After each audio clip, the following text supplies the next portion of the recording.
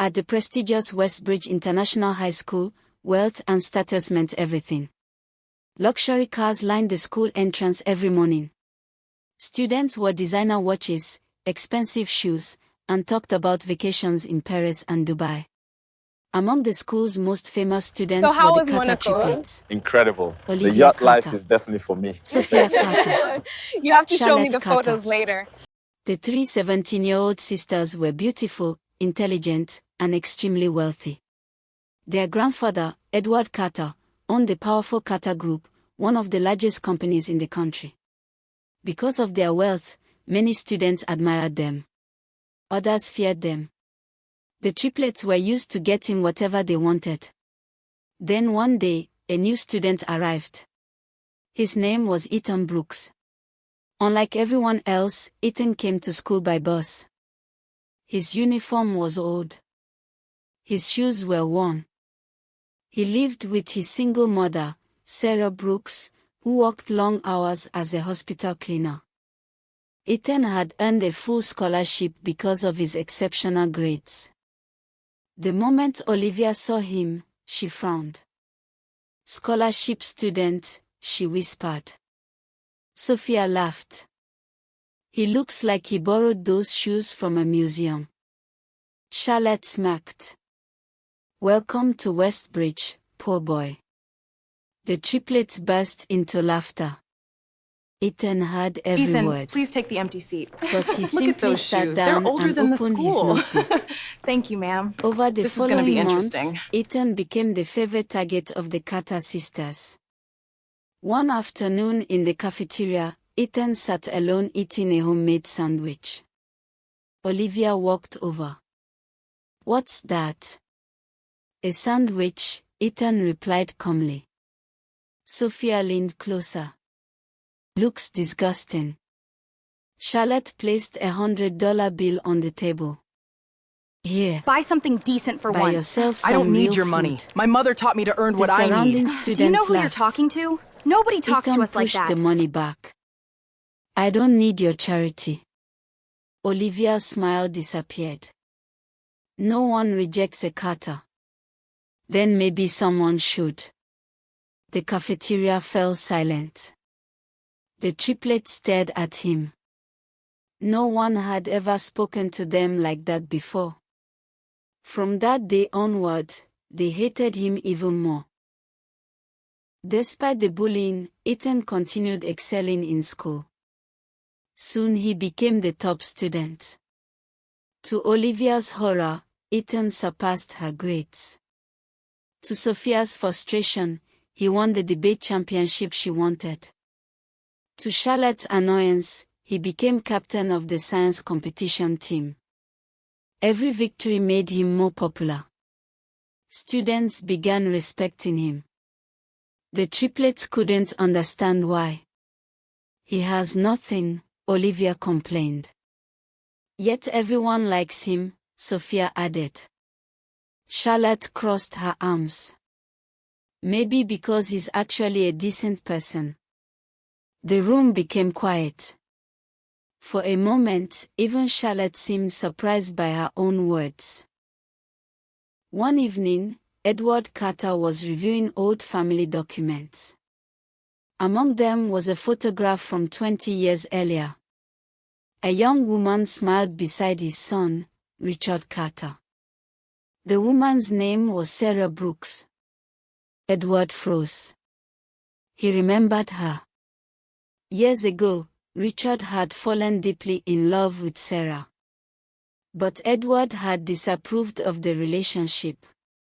He had forced them apart.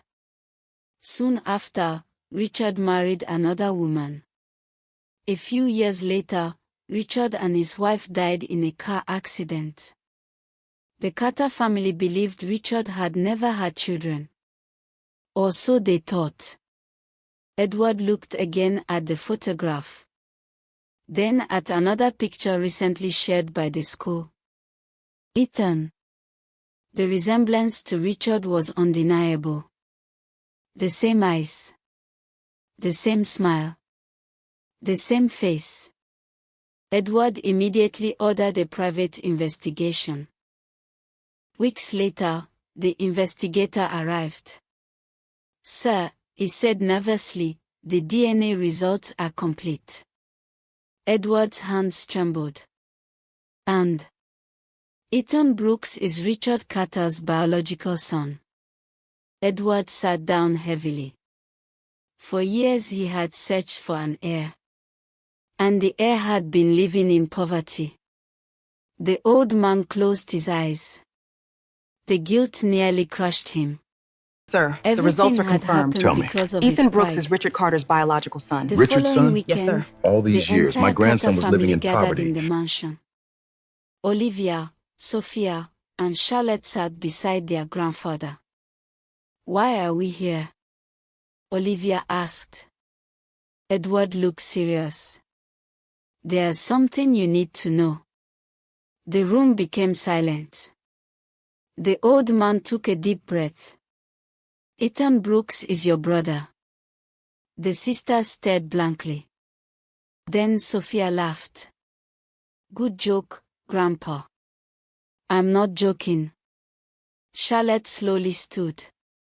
"What?" Edward explained everything. The investigation. The DNA results. Richard's secret relationship. Ethan's existence. When he finished, nobody spoke. The sisters felt as if the world had stopped turning.